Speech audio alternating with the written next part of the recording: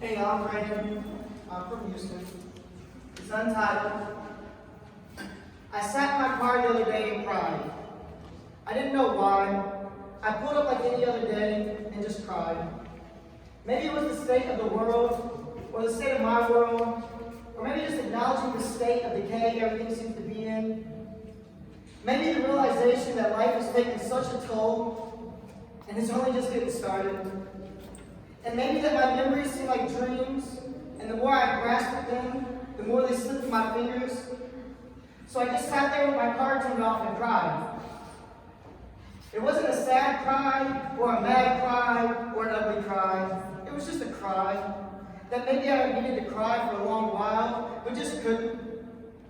A cry for my childhood, or a cry for lost love, a cry for dead brothers, or maybe a cry for my mother. I'm not really sure. Maybe just a cry for all the times I couldn't or wouldn't cry. The more I thought about the reasons for my tears, the more they fell, and I thought about my fears, and possibly they were the reason for my tears. I thought about my misdeeds as a child, and if they would come back to haunt me. I thought about my times overseas, and no, they haunt me. I thought about my boys, and if I was doing enough, if I was preparing them for the onslaught of life that seems to be fastly approaching them. And if I am preparing them, am I doing it too soon and robbing them of a childhood? A childhood? A childhood? I'm not too sure if I even know what that looks like anymore. Mine was so short and so different from what they have.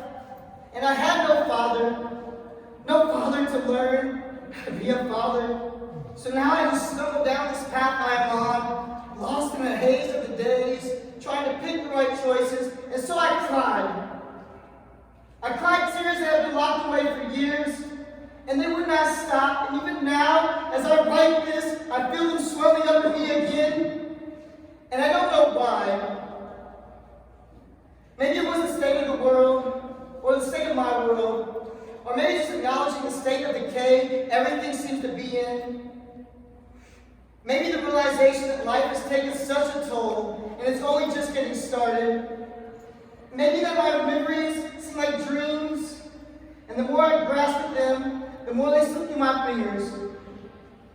So I sat in my car, and I cried.